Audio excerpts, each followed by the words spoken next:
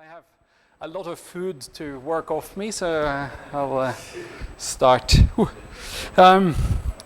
So now I'm going to move into the cosmological framework that galaxies form in. And this will be a little bit more technical. Well, the previous stuff wasn't technical at all. But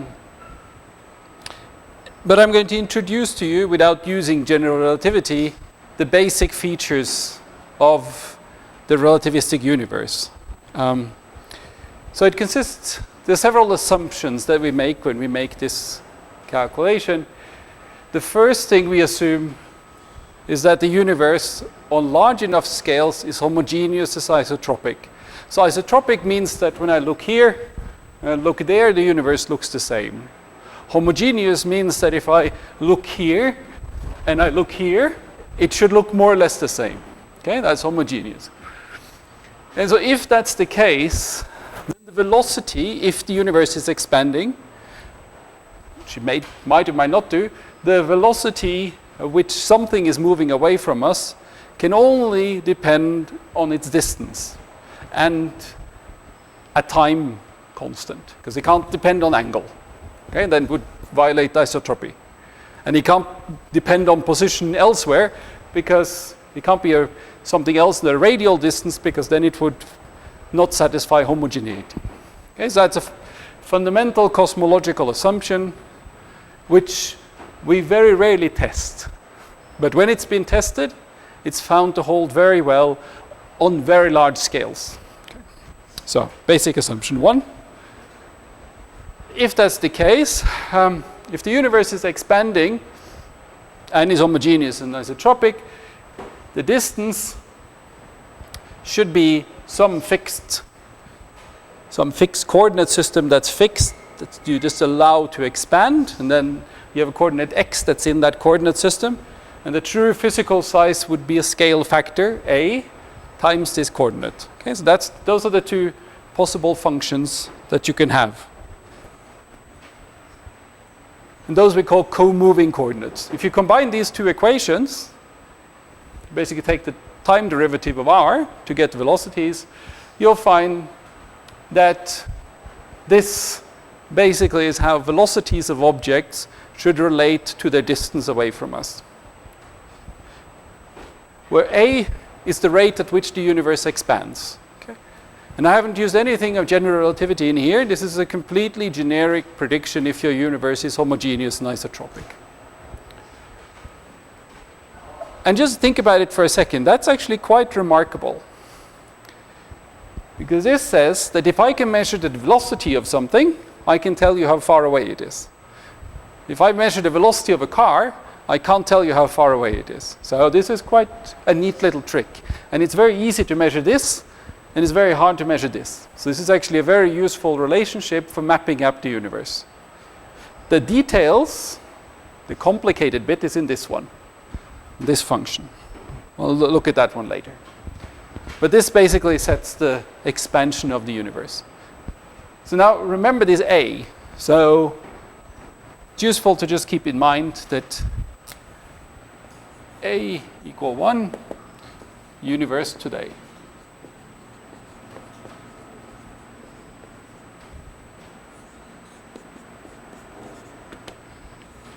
A equal a half means that the universe was half the size it is today.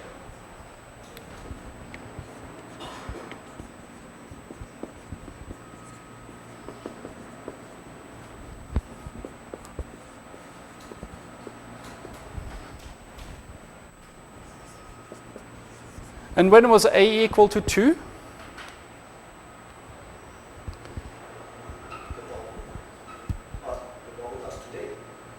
Yeah, so today is 1, and 2, it will be when the universe is in the future. Yeah.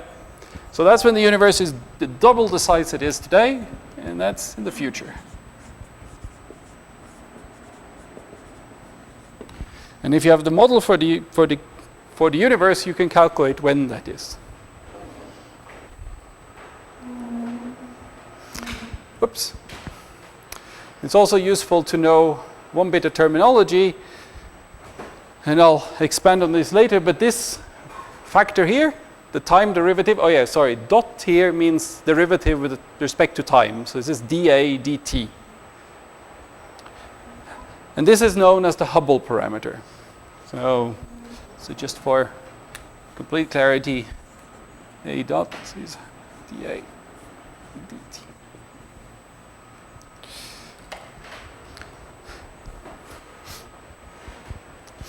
Also very useful, and what we use a lot in practice is we don't always talk about the scale factor.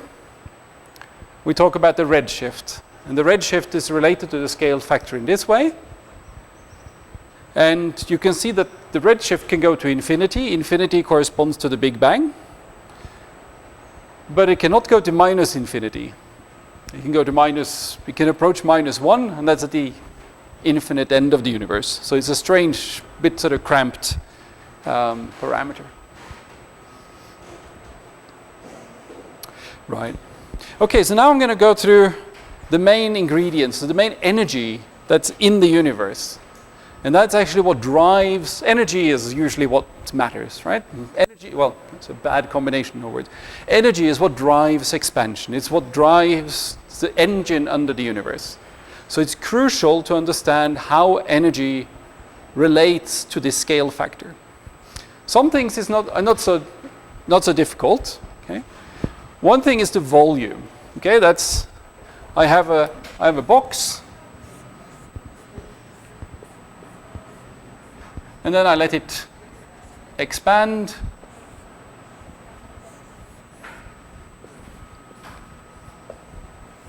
until I have a new box. And the volume, the expansion factor is A. So the volume of the new box is what I started with times A cubed, because each axis scales by the scale factor. It's just what happens. So that's easy. But even though it's trivially easy, it's useful to keep in mind. It's useful for calculations. And that means that matter, just a little bit of clump, it's rest mass energy. So the rest energy of a piece of matter with mass m is mc squared. You have n particles over the volume, because that's the energy density. We care about the density of energy.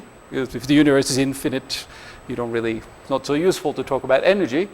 So matter density is proportional to a to the -3. And that's just because it's just inside a volume like this. So that's one bit. The next bit that's in the universe is radiation. Radiation is like this, except at the same time you stretch the photons. So you don't only stretch the volume, you also stretch the photons, and you change their wavelength. And since, as you know, the energy in a photon is Planck's constant times frequency, h times nu, if you change the frequency, you change the energy. So the radiation energy is number of photons times a to the -3, that's just its volume, and h times nu. And h nu is an extra 1 over a, extra little factor. And that's just a stretching of the photons. So you combine those together, and what you see is that the radiation density goes as a to the -4 power. And immediately what you can see now is that if today the universe is dominated by matter, and you can take my word for it, it is, would be a strange universe otherwise, at some point, because this is a higher power, at some point in the past, this has to become bigger than this. That's crucial.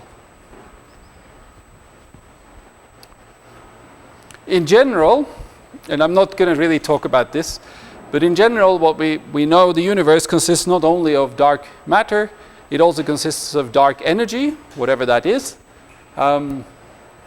And we typically parameterize dark energy in an equation of state, which we usually summarize like this. We write W equal to the ratio of the pressure to the density of the particle or the field.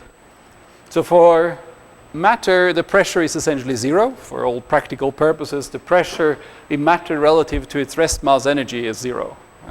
So then the pressure is 0 and W is 0. That's normal matter. Radiation has pressure to density of 1/3, 1/3. And cosmological constant, which is one of our ideas for dark energy, has -1. So that's a bit weird, but let's not get hung up on it because I'm not going to spend too much time on it, but it is an essential ingredient. We need to take it into account to calculate. It could be that it's not a constant. This is actually not a very nice thing. We would like the universe not to be like that, because we have absolutely no idea why it should be like that. But so we would like it to actually change with time, but all observational data today say it's constant. So well, live with that. In that case, you see if you put in W -1, you get a constant energy density.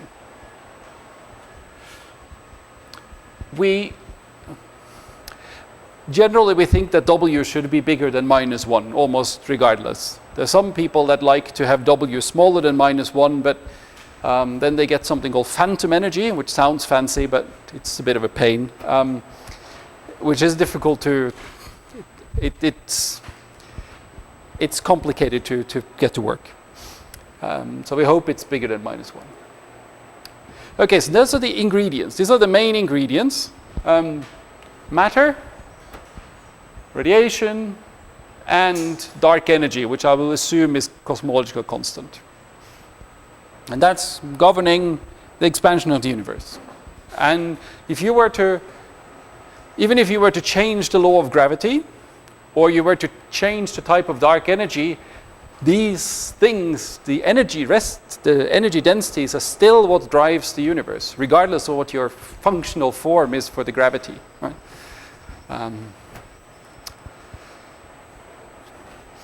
And then there's the final bit that's quite useful.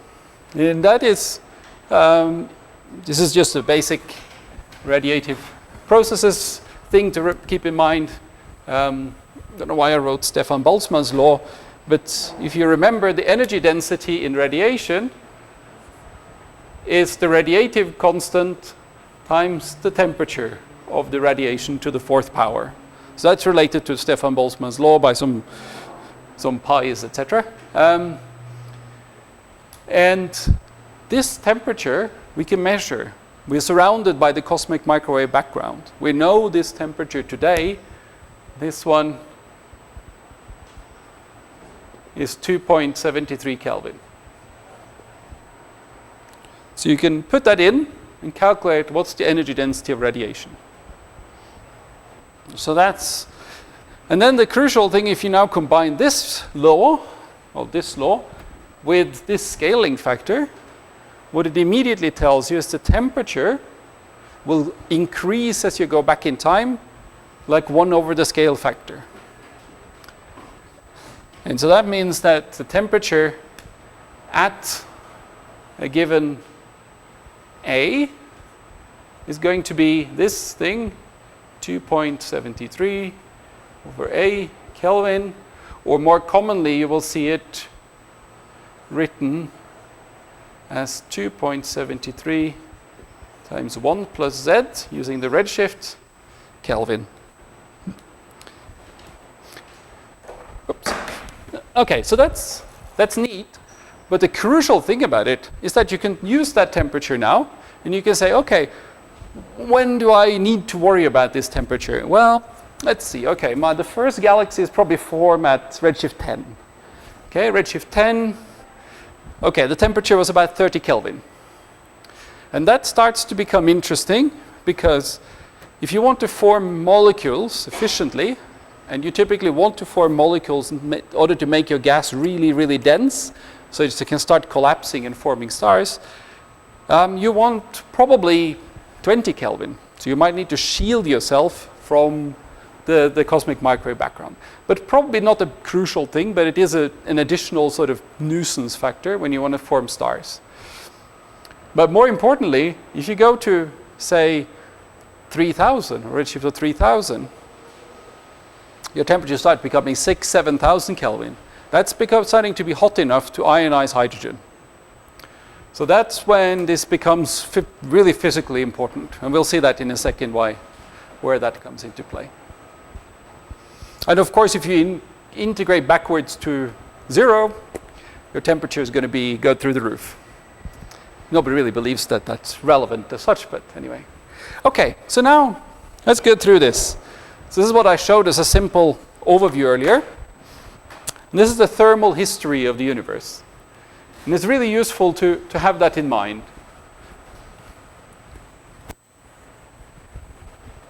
So the first thing is what I said. At some point, because today the density in radiation is less than it is in matter, at some point in the past, radiation must suddenly become higher than matter. And you can calculate that relatively easily. We observe the matter density. It's about 10 to the minus 30 grams per cubic centimeter. We can calculate the energy density. This is the 4 over C, not pi. Energy density in radiation, which is this relationship. Put in 2.73 Kelvin, and you can calculate what the density in radiation today is. And you see it's 10 to the minus 34 with some prefactor. Okay?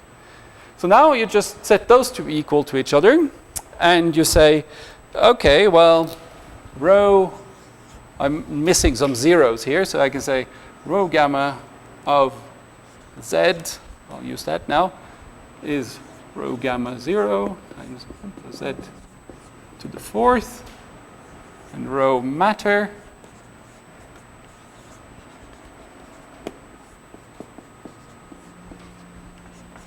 and now very simply you can just set those two equal to each other,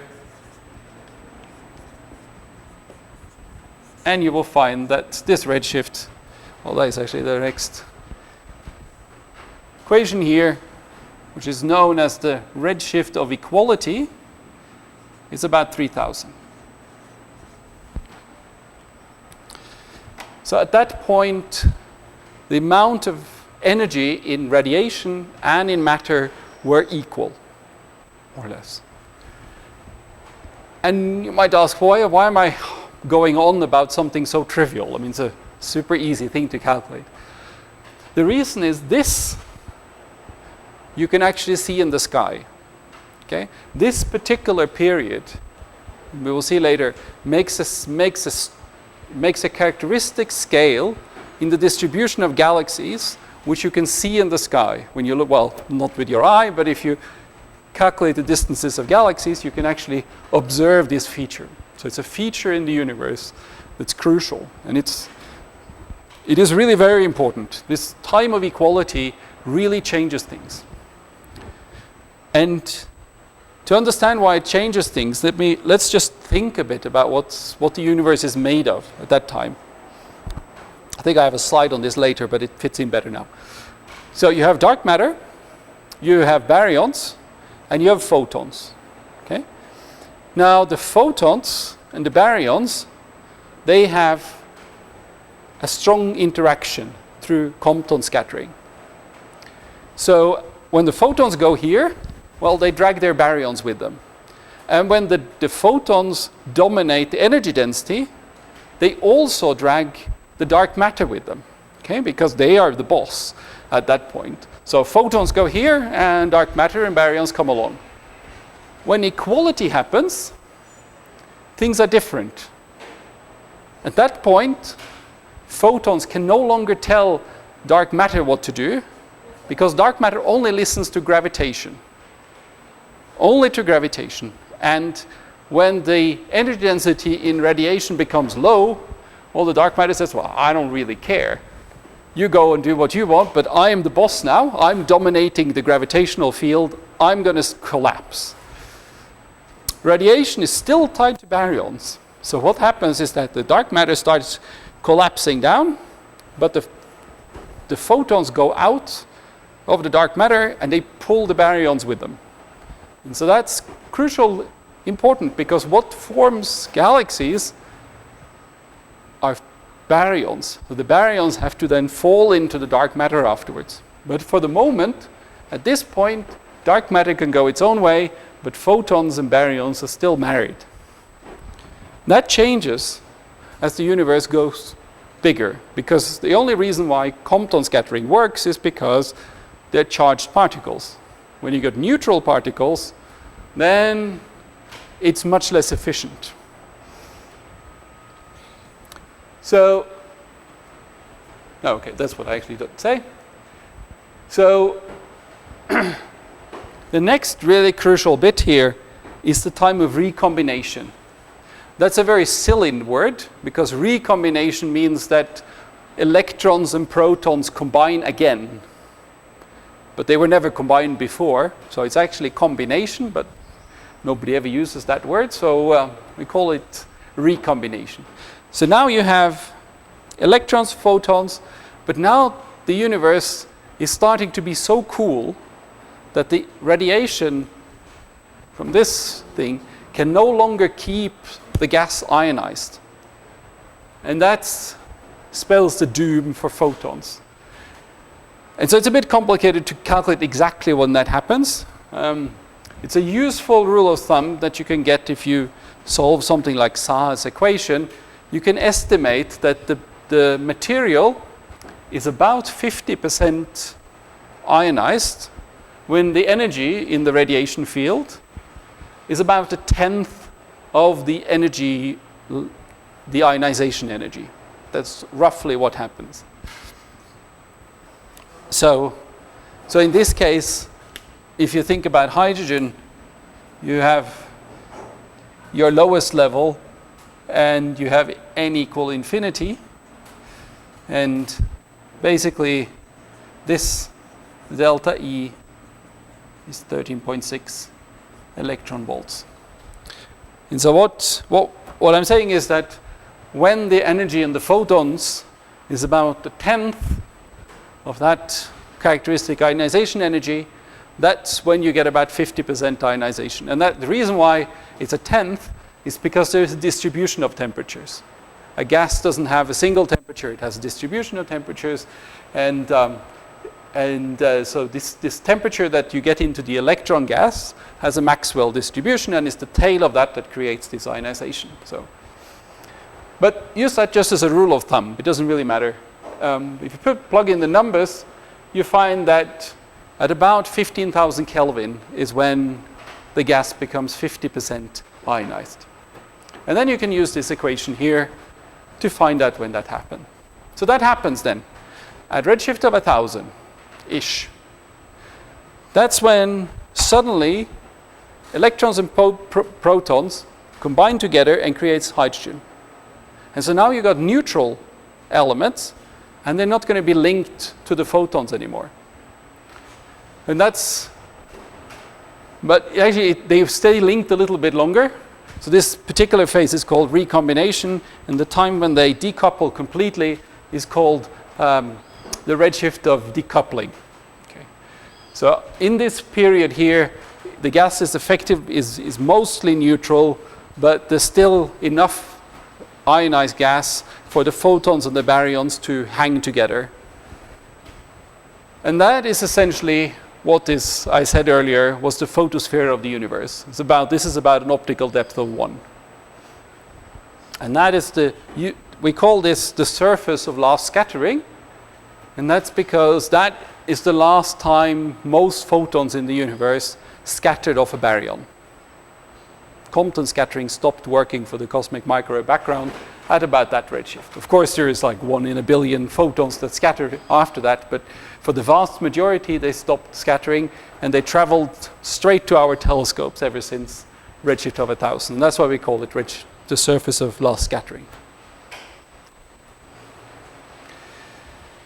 But let me go back to this little picture I gave you earlier about the densities, because there is one bit I just thought I'd add in. And so this is now time again. This is before this radiation matter equality. You have dark matter, baryons, photons all together. Let's just assume that I now got a little clump here. I got that, and that's going to be overpressurized. And after redshift of equality, dark matter can stay around. They just follow gravity, its own self-gravity, and collapses down. But dark matter, we know now, doesn't have a lot of velocity. So it's going to basically just collapse gravitationally.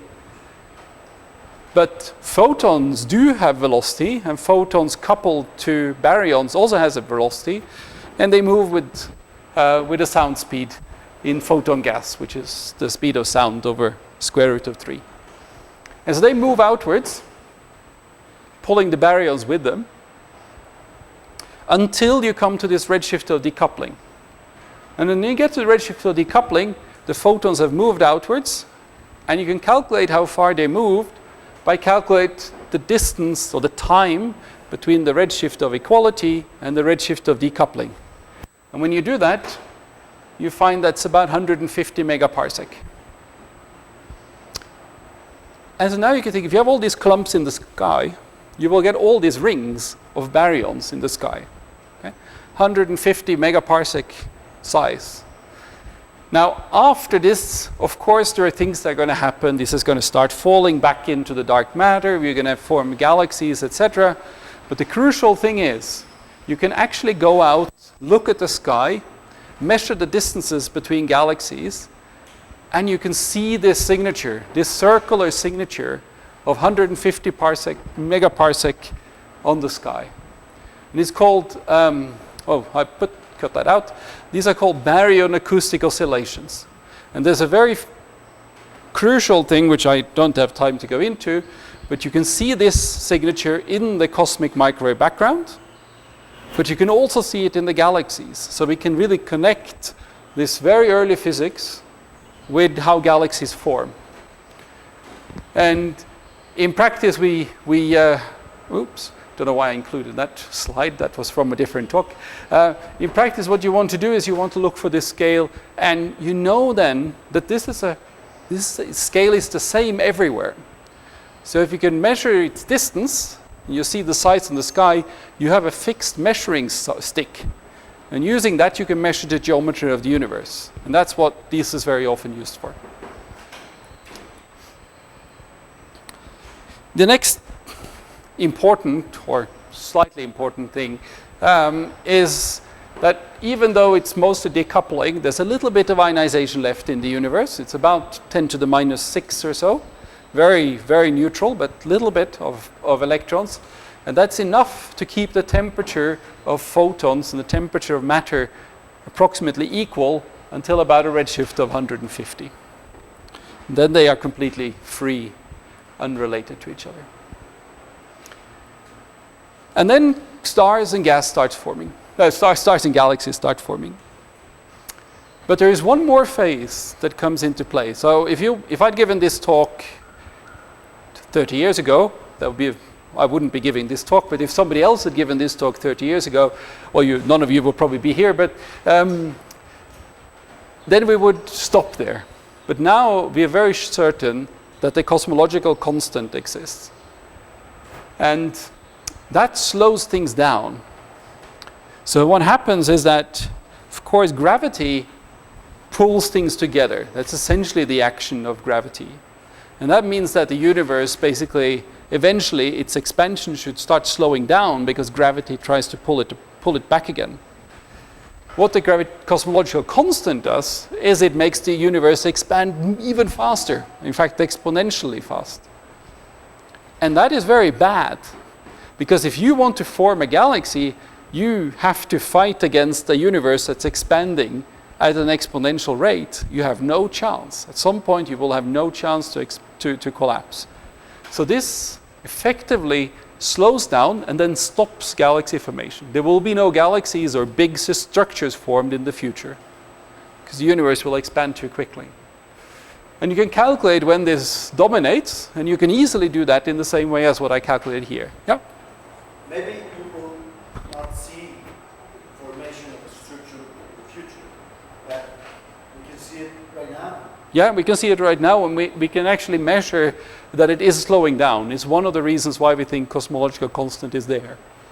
Before the cosmological constant was introduced, it was clear that it was slowing down. And what people said was that, it's slowing down because there's too little matter in the universe. If you don't have enough matter in the universe, then again the universe will actually expand very quickly. relatively quickly. And that would fit the observations. Now we know that's not good enough, and we need this factor to do it. And so this happens to take over at about redshift of 0.3. So that's quite recent. And that's the last, currently the last sort of transition in the universe.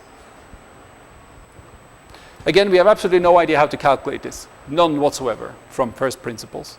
Well, we have an estimate, but it's 120 orders of magnitude off.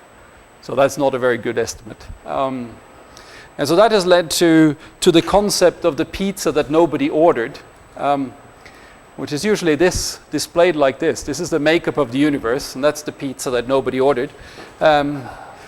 So it basically says the ingredients of the universe. It's 73% of dark energy, which we don't know what is. It has 23% of cold dark matter, which we also don't know what is. And it has 4% of atoms and baryons and what we are made of, which we kind of know what is. So it's a frustrating universe. If you're a theorist, you probably think it's a really exciting universe because you can invent a lot of clever ideas for this and this bit because we don't know. So this is really the future of cosmology in many ways, is to try to figure out what these bits here are. Of course, there are other people that try to make this pizza out of ingredients that we know, but they haven't succeeded yet. So just to illustrate this previous transition, this is what it looks like. Okay? If you just compare these energy densities as a function of redshift, I have here the scale factor. So that's today. This is in the future. It's in the past. And you see the energy density of matter was essentially completely dominant when the universe was a tenth the size it is today. And the cosmological constants then started picking up. And if you go a little bit into the future, it will dominate completely. And as far as we know, there's nothing to stop it. So if this is a cosmological constant, the universe will be dominated by this. It will exponentially expand away. And in 1 trillion years from now, so 10 to the 12 years, we cannot see a single other galaxy. All other galaxies will be redshifted away from us, and we can only see the Milky Way. Which is a bit depressing, but shouldn't keep you awake at night. But the two things that really puzzles us in terms of physics, we have no idea why the value of the cosmological constant is what it is. The only thing that made sense is either it's, say, 0, or it's 120 orders of magnitude bigger than it is. So that's a big gap, and it's a bit unsatisfying. And the other thing which is very confusing, or which makes people unhappy, is why did this happen so close to today? Right? I know, that's a fine-tuning problem. I'm not so worried about it personally, but some people are really very concerned about it. There are other things that keep me awake at night. We know when that... Yeah, you know, we know that fairly well.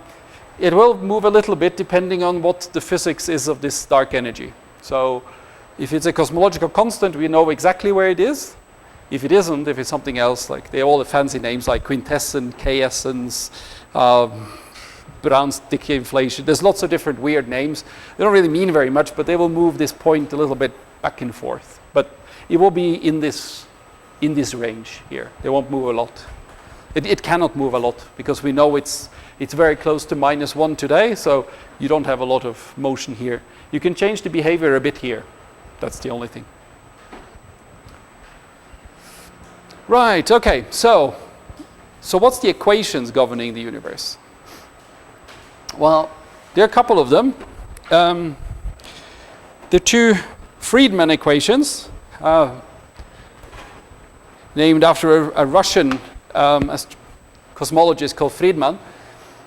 The first one can be derived from a quasi-Newtonian argument. You can just balance the energy just write down energy conservation.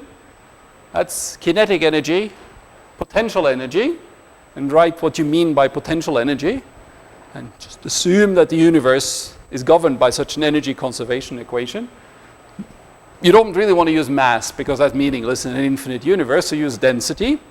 Introduce density, and you write that down, you get an expression when you now put in this R is equal to A times X. and you get the first Friedmann equation. The two problems with this derivation, why I'm not going to spend a lot of time on it, one is that it doesn't tell you what that k is. It's just a constant. In general relativity, when you do this derivation, you'll find that this k is related to the curvature of the universe. So it's a geometric factor. It's 0 if the universe is everywhere Euclidean, so it's everywhere flat. It's -1 if it's all has negative curvature, like the outside of a trumpet, and it is 1 if it's all has a geometry similar to a sphere. Okay? And the other thing you cannot do using this argument, you cannot introduce a cosmological constant or anything else. So it's not. So when you actually do this properly, you go back to general relativity. The other one I think is a little bit simpler in a way to derive. So let me just go through it. I brought my iPad instead of a stack of papers, which means that I probably won't find what I need. So I thought it was useful to just go through this very, very simply.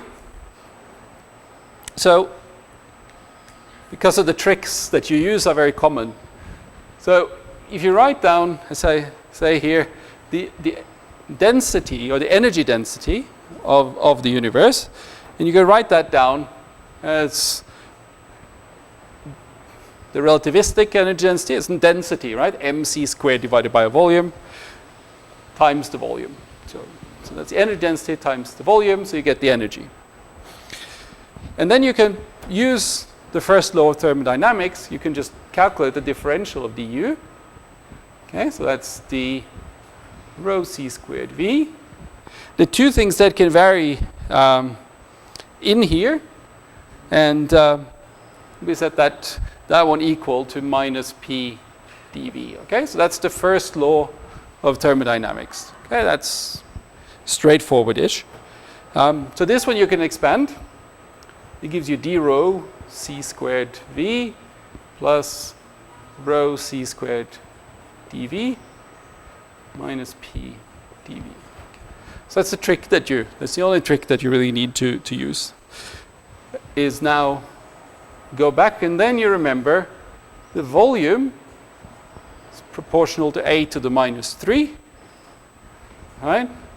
So your dv is minus 3 a. Oh, 1 second. It shouldn't be minus 3, of course. Sorry. I was wondering what on earth I was writing here. Volume goes as a to 3. And that goes a squared. Right? And so then if you go here and you divide by rho everywhere, so then you get if you divide by v everywhere, d rho c squared plus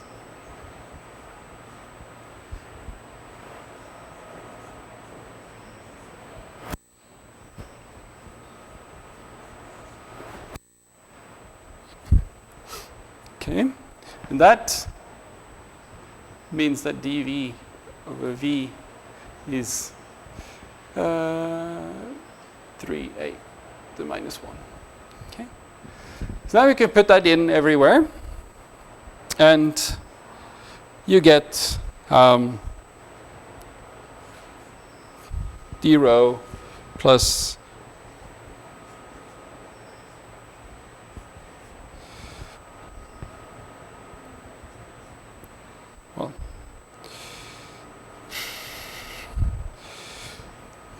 oh, sorry, I lost one thing here. I lost the dA. I thought there was something strange about this equation. dA. Okay, sorry. Not so good to look at this one. 3 dA A equal to minus P.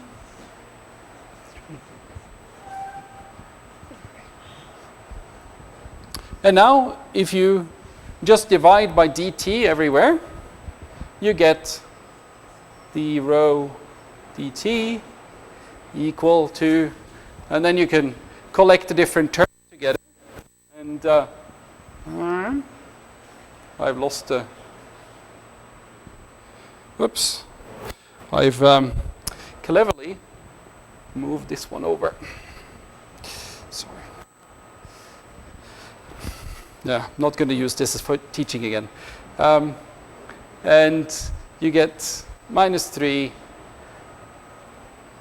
A dot, so dA over dt, and rho plus P over C squared. Oops. Yeah, must be a plus here. Minus over on that side, so it should be a plus on this side, sorry. No, this is not as good as my paper writing. And now you can, in here, you can now put in an equation for rho over P in the previous slide, and then derive how rho will evolve with time. Okay. I'll see if the next time I try that goes better. So that gives you then the second Friedmann equation. So in some situations you use this, so that's the most common. In some situations you use this. And so why do you care about that? Well, you care about this because how the universe expands is going to determine how everything forms. Because that's going to tell you how the universe resists objects forming. And that resistance is essentially encoded, and you'll see this more explicitly later, in this Hubble parameter. We talked about that earlier. It's the A dot over A, so dA dt over A, and that can be written in this form. And so useful, I'm not going to go through because you might want to do this for one of the problem sets, exactly how you write this, but you can write it in this form. Matter density, how that evolves with time. Radiation density, how that evolves with time. Difference between a flat and a non-flat universe, how that evolves with time. And the cosmological constant. If you're more fancy and you want a more fancy dark energy expression, it looks like this. Okay, and that's the only thing you need to do if you modify your energy significantly. It's exactly the same thing, it's just a slightly more fiddly integral to carry out. Sorry, yep. This omega total is? It's the sum of these. Oh, okay. These terms. Those three? Yeah. So if these all sum to 1, the universe is flat. Okay. And this is just a deviation for flatness. So there must be omega depending on the curvature. So that's what this is. Yeah. So it's often called the curvature energy. So, which is kind of meaningless, but measures says that it's 0. Yes, most measures today it says this is close to 1. Yeah, close to 1, but it's consistent with not being completely exactly 1. It could be 1.02 and it could be 0.98. But it's quite close to 1. And that's a puzzle or an advantage, depending on your belief system. Okay, so this is Friedmann, who I always thought looked like one of the saddest people in cosmology. He basically came up with this set of equations, and that really is, you always, if you want to calculate how something happens in the universe, you need to go and solve the Friedmann equation, find out what this A is, and then you can plug that into all other kinds of equations. So, but this is always the first thing you need to do.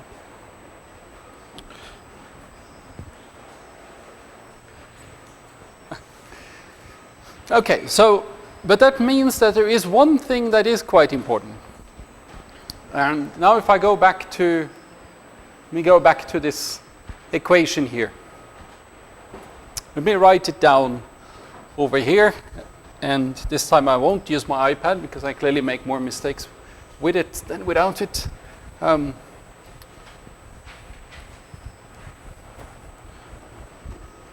now if I write down this equation, A dot A squared plus kc squared over a squared.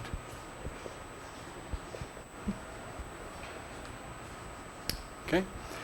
Now you can see there is one situation where you can get k equal to 0. So if you solve this for k equal to 0, that's in a situation will give you a dot over a squared equal to a pi g 3 rho. Because if you now say, okay, today,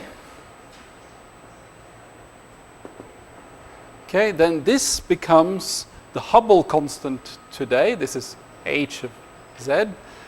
So that's h naught squared equal 8 pi g 3 rho, which means that you have a rho, let me call it critical, which is 3 h naught squared divided by 8 pi g. Okay, so if the density of the universe has that value, the universe is flat.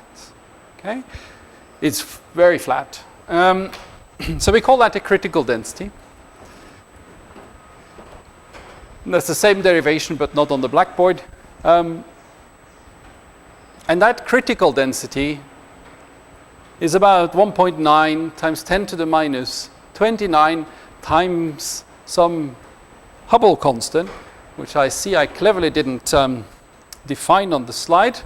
So I have to define it here. And then what we write is h naught is 100 little h kilometer per second per megaparsec. Okay. So that's what this little h is. And we think h is very close to 0.7. Okay, because the slope is close to 70. Yeah, exactly.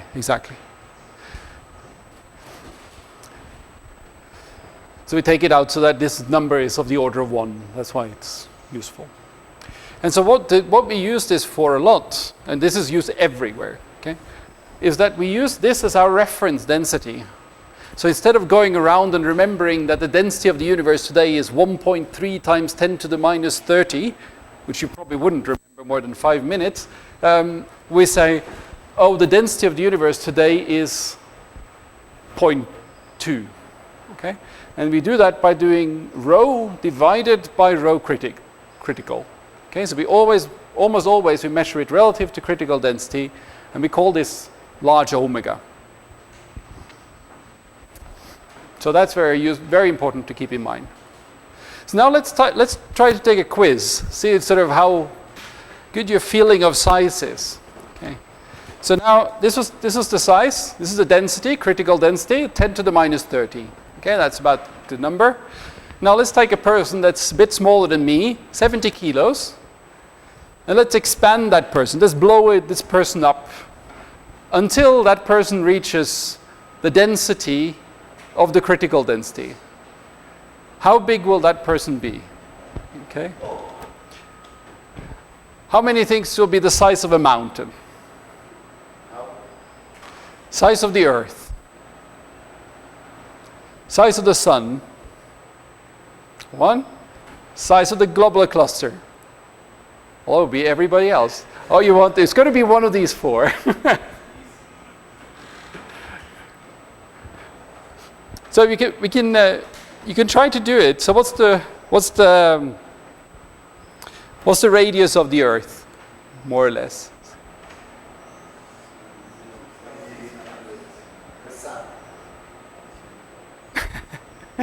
Cheater, yeah. It's about 6,000 kilometers, something of the order of that. So that gives you the radius of the Earth. It's about 6,000 kilometers. You can calculate what's the volume of the Earth, and you will find that the volume of the Earth is about 10 to the 21 centimeter squared, cubed. And so that would just not give you a right density. 10 to 21 is just too small. Okay, you need a bigger volume because you had 70 kilos. You need a bit bigger than that, and then that's so that gives you a density I calculated here. So that gives you a density of 10 to the minus 22 So you want to go to 10 to the minus 30, so that's 8 orders of magnitude bigger, so you need something that's 8 orders of magnitude volume bigger. And the sun is about 100, the radius of the sun is about 100 times the radius of the Earth, which is a good approximation. So the volume of the sun is about 1 million times that of the Earth. So it's going to give you a density of 10 to the minus 29 or something like that. So the sun is more or less the size. So yeah. So you got it right before Paul. So one winner. So that's very useful, of course. I mean, this is something that you will have used for most days of your life. Now, let's see if we can move on to something that's even... Sorry. Yeah. This density is less than an atom per cubic meter. Oh, yeah, yeah. Yeah, it is. I mean, so an atom is 10 to the minus 24 grams. So it's quite small. Yeah. So it's vastly beyond what we can make as vacuum on Earth. We're not even close to getting to that density. By many orders of magnitude. So it's a really, really small density, but it is the density that's characteristic of the universe. A lot of the universe is at that density. And there is important things happening at that density, even though it seems ridiculously low. Okay, so one thing you're going to do in the homework, well, I'll go through that tomorrow, so I'm not going to talk about it now except just showing you the functions. If you solve the equations, the Friedmann equation, you can solve them for matter domination, for radiation domination, and for cosmological constant domination. And so what you find is that in these cases, it's basically a power law in time. And in this case, it goes exponentially. And this was a big concern to people when they started thinking about formation of structure back in the 1940s, 1950s, because most of you heard about Jeans theory, so collapse, Jeans collapse. Huh? So that's in static background. Okay, nothing is expanding, you just have gas collapses. The problem is when you let your background expand and it goes like a power law like this, instead of getting exponential collapse, which is what you get if you solve your normal Jeans equation, you get a power law collapse. And people thought, ooh, that's really bad because then nothing will form. So this is probably wrong. And so they came up with all kinds of weird ideas for a while. There was this thing called coasting cosmologies where the universe kind of hang around at constant size for some arbitrary long time and then suddenly started collapsing again. It was all kinds of weird stuff. Very glad we don't teach that anymore. But it becomes really bad when the cosmological constant dominates, because then the universe expands exponentially fast, and that cancels out the exponential growth of Jeans collapse completely. So you have no collapse at all. So that's a pain. Well, I'll look at that tomorrow. Okay. So that's what I'm going to talk about when it comes to background cosmology. I don't think you really need to know more about details of cosmology for galaxy formation as such. What you really need to know is how structure forms. Right? You don't really care about the smooth universe that's there. Whoops. So here now we have to start thinking. Now we're going to move a bit more into physics. And now since I'm going to leave out relativity mostly, I'm going to focus on things that are smaller than what we call the horizon. And so the horizon is basically the size across which signals at the speed of light can travel. Okay, so that's the biggest causally connected piece of the universe. And observationally, we can measure this Hubble constant. It's given in these two forms. It's either a time scale or in terms of kilometers per second per megaparsec, which is easier to remember. And that gives us then a time scale and a length scale. The time scale is about 10 to the 10 years. It means that the typical time scale of the universe today is of the order of 10 billion years. So the universe now is pretty slow. If something happens to the universe, it typically happens on 10 billion years time scale. So it's kind of nice because it means the universe will stay more or less as it is for the next 10 billion years, so that's quite a while. And the other thing is the length scale, and that's sort of the scale across which signals can travel. And that's of the order of 3 gigaparsec. That's when I said gigaparsec is big. Okay? So if things are more separated by more than 3 gigaparsec, then there is no way that any physical process could communicate something from here to here, at least not in the present universe. It's a different issue about the early universe, and I'm going to skip over that. But this is a crucial one because anything that you want to form, okay? If you want to form an object, you need coherent collapse.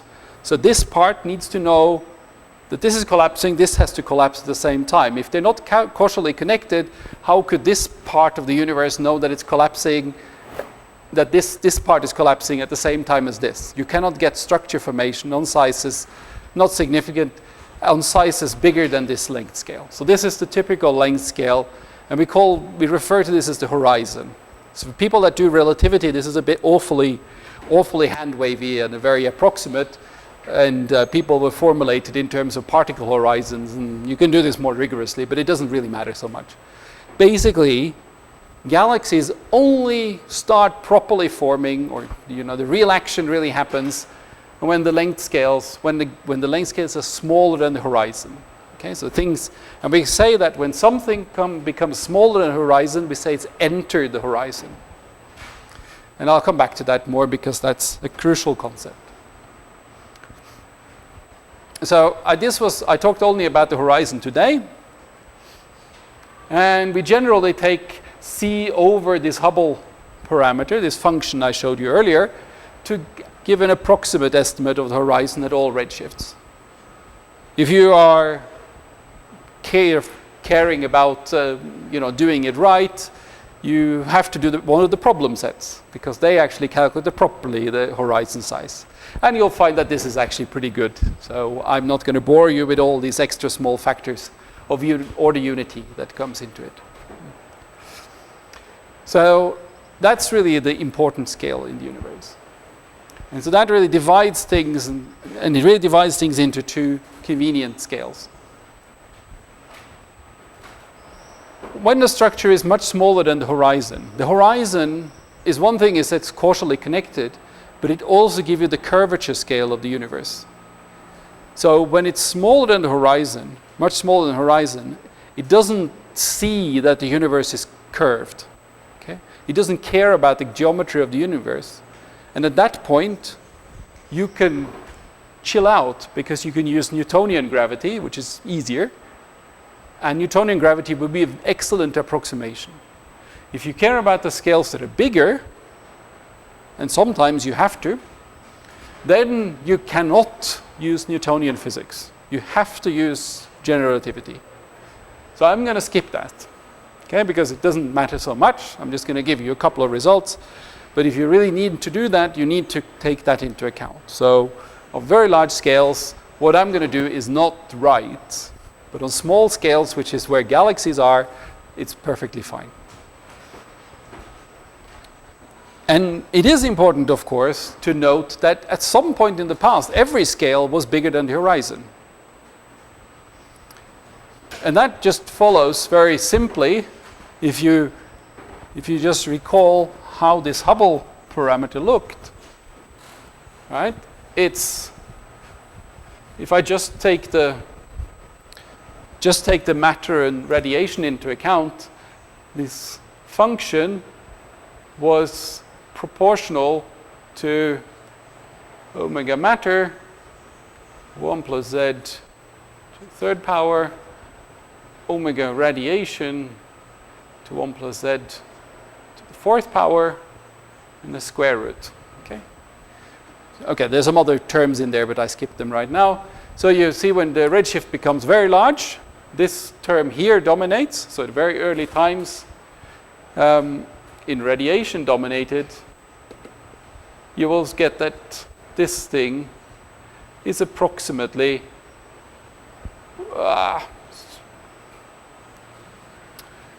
it's proportional to 1 plus z squared. A second, yeah, that's right. And the scale, the horizon scale, which is h of z to the minus 1, is proportional to 1 plus z to the minus 2. And you can do exactly the same thing, but ignoring this term. At late times, this is going to be dominant, this is going to be irrelevant. And you find that it goes as minus 3/2, whereas the size just scales. It's just the scale factor again. And so at some point in the past, the fixed size, lambda 0, will be larger than the horizon size, because the horizon size shrinks more quickly as you go back. So at some point, everything was causally disconnected. And so the important thing is, when did it enter the horizon? That's really the crucial question. And so you might start focusing on the Milky Way. Just when did the Milky Way enter the horizon? And you can calculate that. It's not so hard. You actually have all the ingredients now. You know how to calculate the redshift of equality. I said the redshift of equality was important. And you can calculate what's the volume that the horizon, c over the Hubble scale, encloses. Just put that in. And you know the density. You can estimate the density. And you know the time of equality. You can plug all those things in. And you'll find that the size is 16 megaparsec or so. That's much bigger than any significant structure today. It's much bigger than galaxy clusters. So anything that's smaller than galaxy superclusters will have entered the horizon, so become causally connected, in the radiation-dominated era. Okay, that sounds very abstract right now, but you'll see that that's what matters in terms of creating structure in the universe. Okay. So this sentence, this is emphasized here, is important. We'll come back to it in a second and see how important it is. But now we need to move to the mathematics of what happens to perturbations. And it's essentially genes analysis. Okay, it's a similar things to what you've done when you've done genes perturbation analysis, except now we're in a co-moving frame. Okay, now the universe is expanding. We need to take that into account. So to do that, we introduce one crucial parameter. So we write the density in a point is equal to the background density, the smooth background density. Okay, so we assume the universe overall is a smooth, but there is some perturbation on it. And that perturbation is given as delta. So we write it as delta. And this delta then is the difference in the density minus the background relative to the background. So it's a relative density enhancement. And that's the parameter we almost always use. Not absolutely always, but this is by far the most common thing. And so this is the perturbation quantity. This is the thing that's small. Okay, not the density. The density is not, it's not very well understood. What does it mean that the density is small? Then change the units, it can be very small. So this is the one, because it needs to be unitless. If you want to do perturbation analysis, this is the one we use. Okay, so this is, now let me go through the procedure. I often give this as a problem set for students. I think it's a useful exercise to go through. But given the experience I have with students before on this, I think if I gave you this as a problem set today, I don't think most of you would have had the result before we finished the course, because it's just a lot of arithmetic and it's easy to get wrong. But it's actually, I think everybody here could do this. It's not that hard, it's just fiddly. So I'm not going to give it as a problem set, but I encourage you to look at it, or at least try one of the equations. So what we start with is just the standard Euler equations for fluids. We assume that the universe can be approximated as a fluid. It's not obvious that that's true, but we're going to make that assumption. And a posteriori we can find that it works because you can simulate the universe with particles, and you can find that you get more or less the same results. So that consists of the continuity equation, the Euler or the momentum equation, Poisson's equation, and an energy equation. Those are the 4 equations we base ourselves on. And the procedure then is that you take this and you move to a comoving frame. So you introduce r equal to ax vector. And the subtlest bit of trickery here is just to get your derivatives right. So your derivatives normally in this equation is at a fixed r, and now you have to move to a fixed x. And so it's a co-moving frame, and there is a time dependency in a. So it's a bit more fiddly, but it's just use the chain rule, and you will get there. So when you go from these, the normal non-co-moving frame equations to co-moving frame equations, they end up like this when you change to delta instead of rho. And as I said, I think you can do these. I think most of you will find this going from this equation to this equation is quite easy. Going from this equation to this equation is fiddly, but it's also fairly straightforward, and the rest is easy. But that's what you start with. The next step after that, of course, in Jeans analysis is that you do a perturbation analysis. So now you linearize this, and you assume that your deltas are small, your overdensities are small. And that's pretty straightforward. You can do that. That won't take you very long to linearize these equations. And when you have done that, you're left with either this equation or that equation. This is in real space. That's what you immediately get here. And that basically gives you nicely how an overdensity in the universe evolves with time. And that's how that's the basic equation for galaxy formation in many ways. Then you can very often we then move to Fourier space. We do our analysis in Fourier space rather than real space. And that's easily transformed. The only thing you do is that you get rid of the advantage of doing it. If you have to take into account some pressure, this is the pressure term because it has a sound speed in it. So there is some pressure left here. If you have to take that into account, it's easier to work in Fourier space because then your gradient or your Laplacian becomes just a simple k in Fourier space. It's much easier to work with. But in practice, the equations look very much the same. Okay. So that bit would have taken me this whole lecture to just derive on the blackboard, so I'm not going to bore you with that. But I'm going to go through this equation a bit. And I'm going to stay in Fourier space, but if you feel uncomfortable with Fourier space, and you say, well, I don't really know what that means, or I'm confused by that, ignore all the k's, and the physics of what I'm going to talk about is the same. What I'm going to talk about is just what that equation is telling us. What's the first thing here? The first thing is you can say, oh, the universe is not, let's assume the universe is not expanding. Well, then you've done a lot of work for no particular reason, but anyway, let's just do that. If you do that, then this term, so no expansion means that dA dt is 0. Okay, that's the scale factor of the universe. If that doesn't change, the universe is not changing. So then this is 0, this disappears. And what you're left with is Jeans theory. This is the equations of Jeans theory.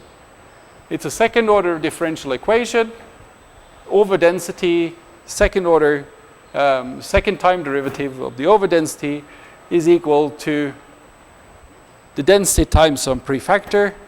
If that prefactor is less than 0, you have oscillating solutions, and if it's greater than 0, you have a collapsing solution. You have exponential solutions. And so 0 defines, so if you set 0 here, you define the Jeans length. Jeans length being 1 over the k that you get out here. Does that look familiar? Not for all. No. Okay, so I don't think I can justify it very much more than that, but yeah, effectively,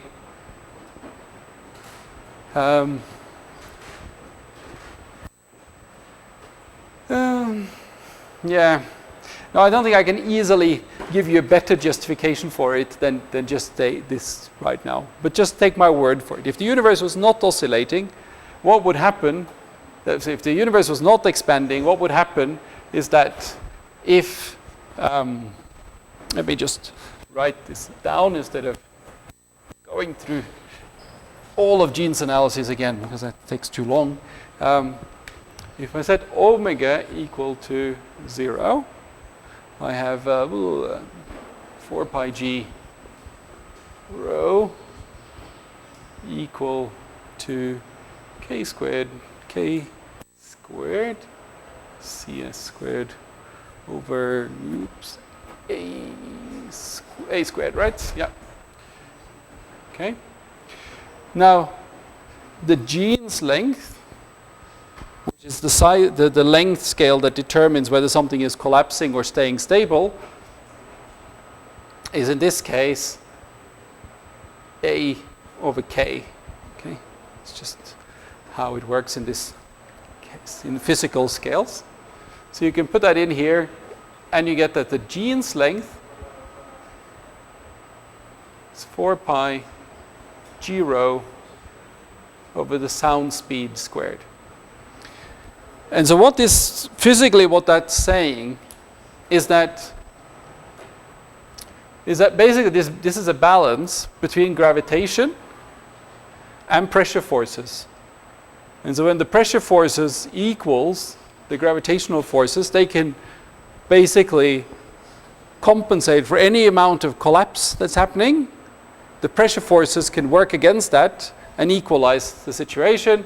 And that's what the Jean's length is. It's a scale at which pressure forces can counter that of gravity. And on scales that are, and that's the pressure forces are encoded by this sound speed. That tells you what the pressure forces are. And so that's basically what's going to divide these two cases. Now, that's not the universe, okay? The universe is expanding. So that's not the solution of the equations that we're looking for. But how do you then go about solving this equation? Well, the first thing you need to do to work with this is that you need to go and solve the Friedmann equation I told you earlier, okay? So in order to solve this, then you really have to do that first. So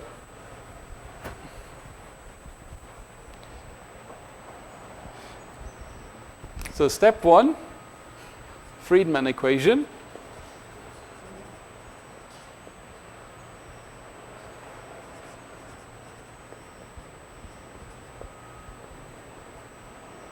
And this gives you A of t.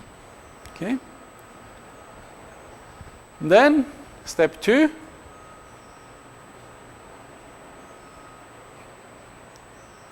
plug A of t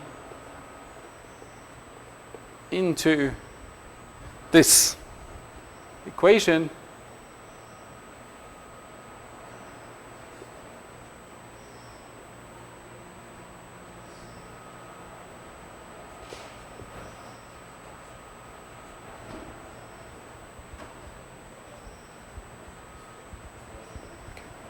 Now, in most of what we're going to talk about here, we just ignore pressure. So we can just ignore that bit.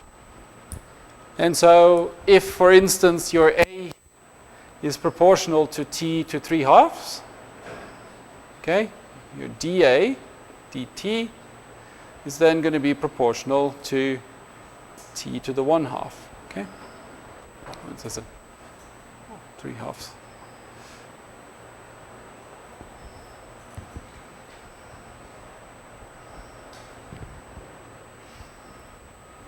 No, it should be a proportional thing. So. Okay, and then you can just put that in here. A dot over A divided by A you can put in, and you get a simple differential equation to solve for delta in here.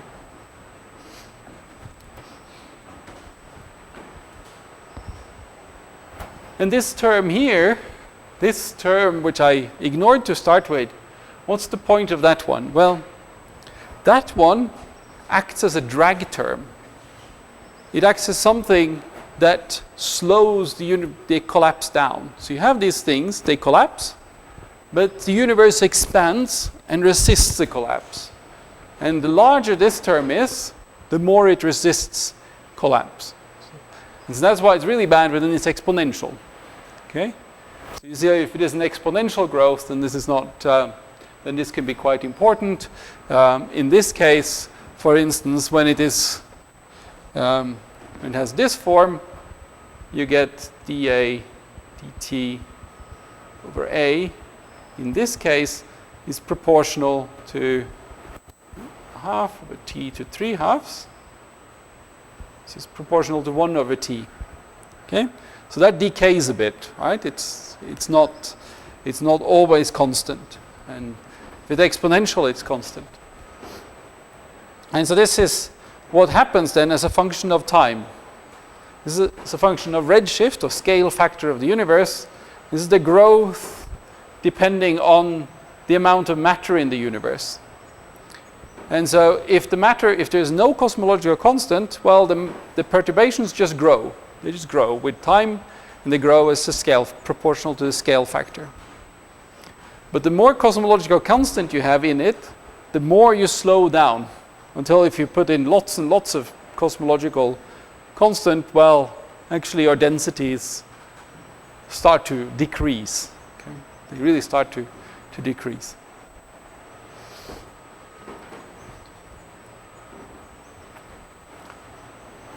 So it's very useful to solve this equation in this particular case. So when the universe is flat, there's no cosmological constant, and it has a total density equal to the critical density, which is what means flat, then you can do this, you can put this in, 1 over t in here, and you scale the density with a to the minus 3. And then you can solve that equation. It's a simple power law in A, and you'll find that the delta evolves like A. Okay? It evolves as t to the 3/2. It grows as t to the 3/2. When radiation is very important, well, the expansion is very fast, and you get no growth. So if you put in here, instead of A of 3/2, you put in A of 1/2, you get a solution for a radiation-dominated case, and that's close to constant. It's logarithmically slow growth. Outside of the horizon, there you cannot so easily do the calculation, but it's a fact, and I'm not going to even try to justify it, it's not very easy. When the universe itself is radiation-dominated, structure grows as A squared outside the horizon. When matter dominates, it grows as A. So we can schematically show what happens. Okay. So, and I think I need to draw this as well as keeping it on the slide to give you a feeling for what happens. So.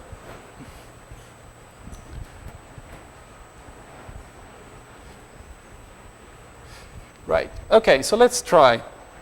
So let's start with something like our Milky Way. That's the situation on the side here.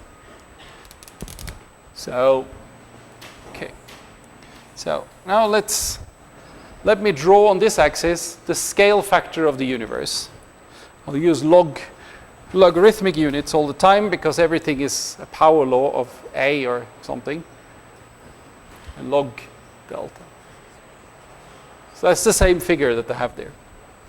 Okay, the first thing we need to keep in mind was this question of when did the Milky Way enter the horizon? Because I said in the previous slide that there is a difference between how perturbations grow outside or inside the horizon. Okay, so I said the Milky Way entered the universe, into the horizon in the radiation-dominated era. So I'm going to first write down time of equality. So that's equality. So we now remember what that is. It's a time when matter and radiation density was the same. So that's here. And I said the Milky Way entered before. So we will call that A enter. Okay, the Milky Way. So this is radiation dominated, this era. So before it entered, it evolved like this. Okay, so in my graph here, it will go as a straight line with slope of 2. Okay, so it went up like that. Then it entered the horizon. It became causally connected. At that point, we're in the radiation-dominated era, and very little happens to it. It just stays there. The universe expands too quickly for it to really resist that. And it stays constant for a while until the universe becomes matter-dominated. At that point, it can start growing proportional to A.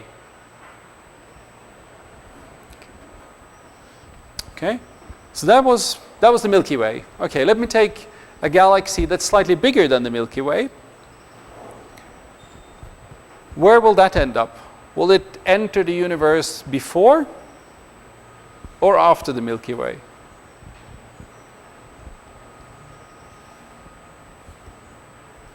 After is right, yeah. So it will enter after because it's bigger. It will come inside later. Okay, so that's more massive. It will grow again following this kind of line. It might start at a different point, so I'm just going to offset it a bit. And its enter might be here. And that stays constant here. And then it starts growing proportionally. Now, imagine something that's really big that entered the horizon, after the time of equality. Well, it basically will go up like all the others. So we shift it off here. And then when it comes to this point, well, it will start following that slope because then it evolves in the same way and it doesn't care whether it's inside or outside the horizon. So it just moves proportionally like that. Maybe it enters the horizon here.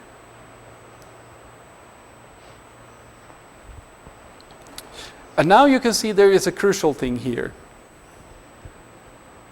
This period, when your object is not growing, depends on the mass.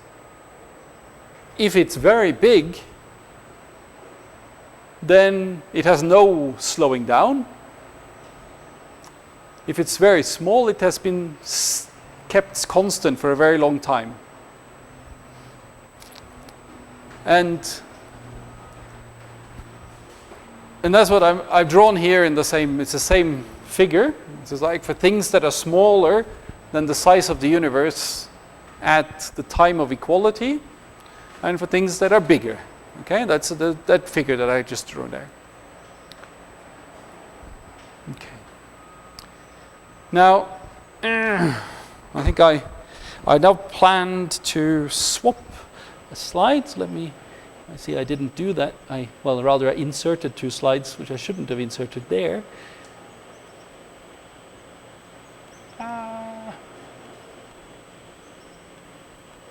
Oh no. I've deleted the slide I wanted. Okay. Right, okay. So I've deleted the slide that actually the derivation. That's not so useful. But it is summarizing the previous slide.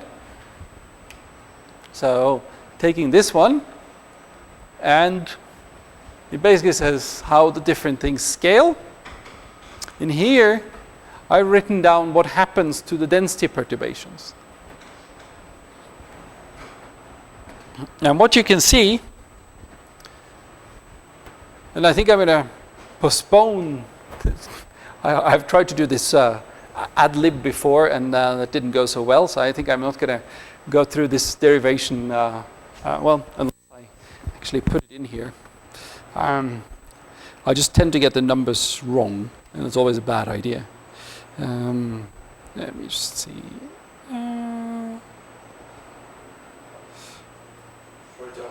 Yeah. Yeah, so that's actually, that was the next thing I'm going to go to.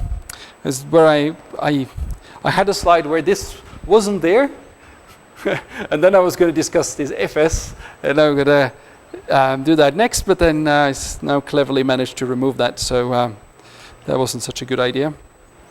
And I also didn't bring my... Okay. Now, I think I'm going to...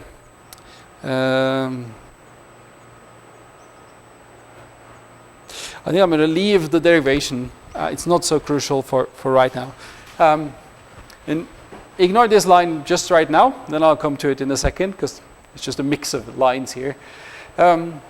This is how you can write down the density, the evolution of the density. Okay, it depends on some sizes. The initial size where you set the initial density, where the initial value, what it starts with, the size of the universe at equality, and then if it enters in here, it will be kept on hold for a bit. And that time it is kept on hold depends on the size. And that's what is R over R equality is in here. And it's a square here because the time in that period goes as A goes as T to the 1/2. It's the solution of the Friedmann equation. But that basically encodes this, and I will look much more at this tomorrow, because this is more, you need more background to really appreciate this one. But it basically tells you that when things are really big, there is no scale in the situation. You just take the initial density perturbation, and you get this as a prediction of what it is today. And it just evolves with time, and it just scales up and down depending on what you started with. In this case, you have the same thing, but there is a scale dependence. It depends on how big your object is. And because this scale is set by the size of the universe at the time of equality, this, we're going to see tomorrow, is going to give a signal or a typical characteristic scale in the distribution of galaxies in the sky. Okay, so let me now go back to this free streaming, and just forget that I had it in here. So FS stands for free streaming. And what I have ignored here is I've ignored what happens if you have particles that can move quickly. So if I form something slowly, okay, think about now that I have a potential well. I have a potential well with material inside it. As long as that material doesn't move very quickly, what's going to happen is that it's going to follow the growth of that potential well, and it's going to be deeper and deeper potential well, and you get a growth of structure. What happens if you have a lot of velocity on these objects? Let them move really fast, they whiz around. What can happen is if their velocity is high relative to the size of the perturbation, they can actually move out. They can move out and leave that perturbation. So if you have like a dip in the gravitational potential, but everything moves really fast, okay, they can just go away and stop this thing from forming. And so they are then this is called free streaming, and it basically washes out structure. And so this happened, for instance, when previously it was very popular to use neutrinos as dark matter. Neutrinos are very light, they move very fast. So if you put a lot of them into a density perturbation, they will quickly stream out of it, and you have no overdensity anymore if neutrinos dominate your budget. If the neutrinos are like they are today, say 1% or something, you don't really care. It's going to make a slight effect, And that scale is called free streaming scale, the scale at which this becomes important. And when you're below that free streaming scale, on very small scales, all perturbations are going to be washed out. There's going to be nothing left. And that's what that free streaming scale is. Now, yeah, so I thought I'd do the derivation of this equation. I don't think it's important enough for the course, and given the time, I don't think I'm going to spend the rest of the time just going through this in great depth. But I can just illustrate what happens here, because there is a couple of things that I haven't talked about that comes into play here, in particular velocities. So let me just very briefly sketch how you do that derivation. So there are two different scales. Okay, it's the scales at which objects are relativistic, and at some point they will cool down and they become non-relativistic. So when they are relativistic, well, then you can write down this integral here, this free streaming length, so see how far objects move.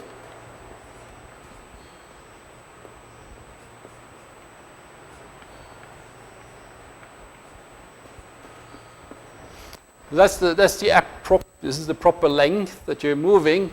This A takes into account the expansion of the universe. And you can write this down as a sum of different integrals. I2, I3, depending on how careful you want to be. Where I1, for instance, is basically 0 to the time when the particle is no longer relativistic. When it's relativistic, it moves at the speed of speed of light, of course. So you know the speed, and you can carry out that calculation. And in this case, every particle that's interesting, it becomes non-relativistic during the time of radiation domination. I2 will be the integral from t non-relativistic to time of equality, velocity a of tau, and then I3 is the integral from t equality to t now.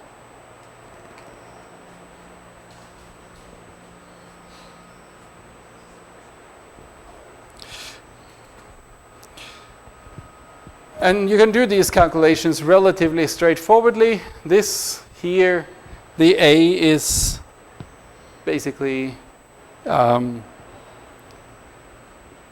ANR times T TNR to 1/2. That's just the evolution of the scale factor during the time of radiation domination. And the same thing comes into this equation, same story. And the thing, I'm not going to calculate all the things, but the thing I wanted to emphasize in here is that velocities, I haven't spoken about velocities. So what happens to velocities in the universe? Well, you can use the perturbation equations to calculate what happens to velocities, and you'll find that velocities, they die away. So if you have some starting velocity field, it will die away as 1 over the scale factor. Okay. Sorry. Yeah. And so that you can then put away, and you can put into all the equations, and you'll find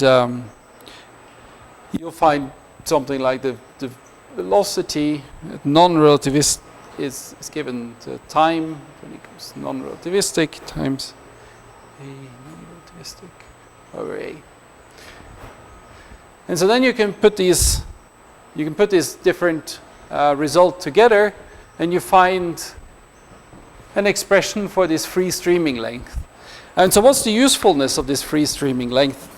It just it's important because it tells you what size this free streaming might be important on. So if you're interested in neutrinos, this is something that you care about. You want to understand what the importance of neutrinos in the universe. And when you calculate this, you find that that's something of the order of 10 megaparsec, something like that. It's quite significant. So that damps perturbations, and that's his main role here. The other thing that damps perturbations is what's called silk damping. And that's basically this thing that photons basically pull. In the beginning, it just pulls along baryons, and the baryons just have no choice. But for a period, baryons and photons will start diffusing relative to each other, slowly, and that also can broaden the distribution of baryons a bit. And that also damps perturbations slightly. I'm not going to go through the derivation of this.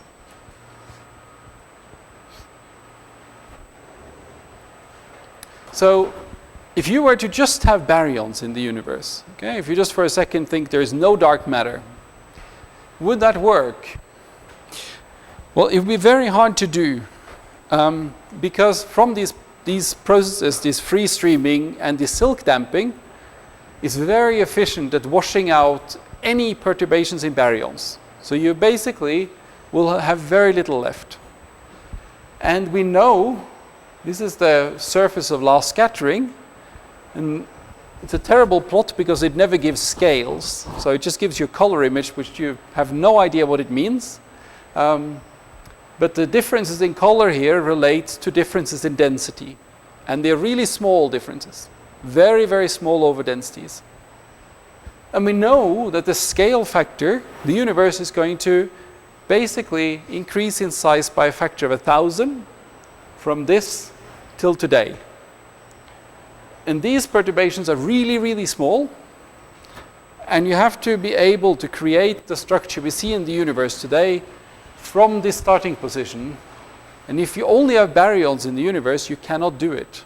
There's just not enough structure on small scales to create galaxies.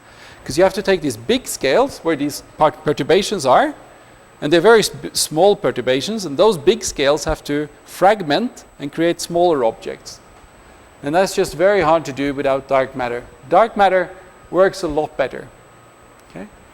And the idea here is that you use this perturbation equation for dark matter, and that can work already when dark matter starts dominating. So dark matter can collapse. So I'll show you in the movie in a second. After matter radiation equality, the baryons, well, they just have to follow along the photons, so they can't. But when the baryons finally get free of the shackle holds of photons, the baryons can start to fall into the potential wells of the dark matter. And then they evolve together, and you start getting galaxies. And that's a trick, that the dark matter is what pulls everything together. So let's see an example of this process. This is pretty much what I was planning to show earlier today. So now what I'm going to show you is a movie starting with a completely uniform universe, well, almost uniform universe at redshift 20. Okay, very small differences here. This is the size. Now it's megaparsec, not gigaparsec. And we're going to see what happens.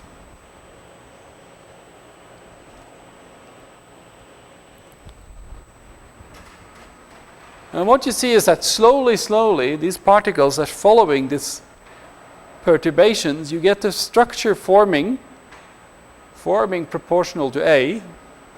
And you get these regions that basically are empty of matter. So all the objects just collapsing together. Previously, we zoomed into this region. Okay, that's what we saw before lunch. Oops, we saw a zoom in over that region today. So that we can see that one again, if I figure out how. Oops.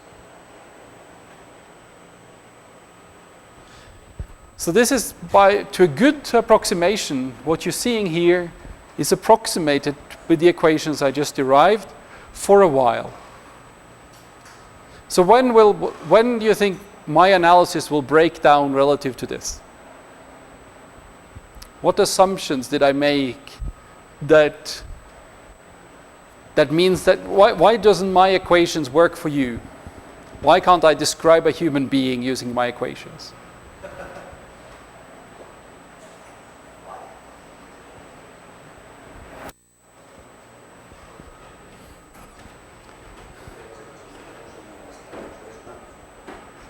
So think about what was the parameter I used for my perturbation analyses?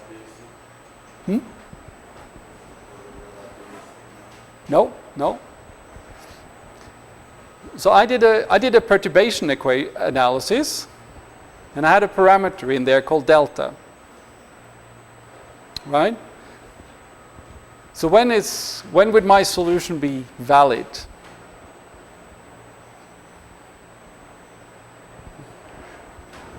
So let's go back to that slide. See if we can spot it.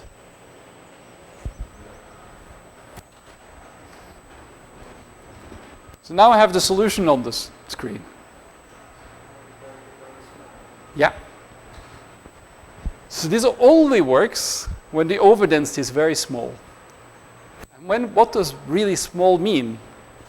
Well, the background density we talked about just earlier is 10 to the minus 30 grams per cubic centimeter. So this analysis that I did only works when the overdensity is pretty much 10 to the minus 30. This works if human beings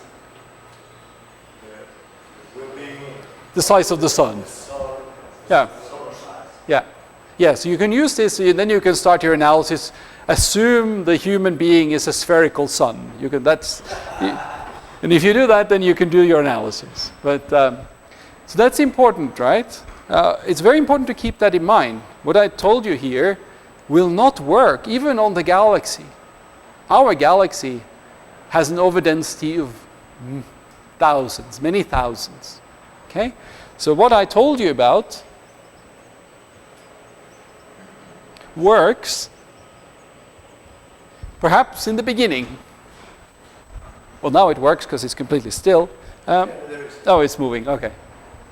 But probably already now, it will start breaking down some places. It probably will work really well here. Yeah, where there is no material. Or where it's very little. But it won't work here at all. Okay?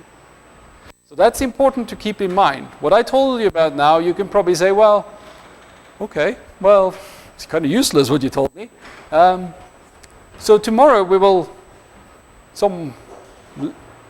keep this in mind because this is important. This is really the scaffolding that puts the start of galaxy evolution and start of how everything works in place. But to actually form galaxies, to form this, okay, this equation that I gave you is rubbish. Okay? And we need to think about something else. But it is very good for telling us where we start. So we can evolve something up to that scale, and I will tell you next time there's a trick that you can use to still use this analysis and get the right answer. Yeah. But there is no problem with that density at the beginning when the universe was denser than... No, because the analysis is done with a dimensionless quantity, you don't care about the absolute value of the density. Right? So that's indeed, if I had done my perturbation analysis in terms of density, I would be screwed. It wouldn't work. But that's why since I do delta is density minus the background density at that time over the background density, I normalize it out. So it works regardless of the background density. As long as some of the other assumptions of it being, Newtonian, etc., is working, then everything is fine. On larger scales, you need to use general relativity, and you need to solve a Boltzmann equation to do a good job, and that's not suitable for a course. So tomorrow we'll see that there is a way you can make use of this linear theory, which is easy, relatively easy. I mean, basically what you need to remember isn't all these complex equations which I've gone through, but what I really want you to remember is this. Okay? For your purposes in this course, this is the solution to perturbations in the universe. Okay? If you forget everything else I said today, then I'll be upset, but I won't be so upset. Huh?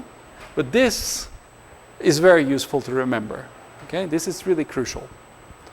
And we'll look at that tomorrow. Okay. Any more questions for today? Questions? Or are we done? No? No questions? No? So we have one winner of snap questions today, and then very little other answers for snap questions today. So tomorrow I'll expect better. Yeah, okay. So remember, I will give you the emails. Yeah, for all the students. To send them the information about where the slides and the problems will be posted, okay? I will do that. Tomorrow, Sounds good. 10 o'clock. Or 9 o'clock if you have questions.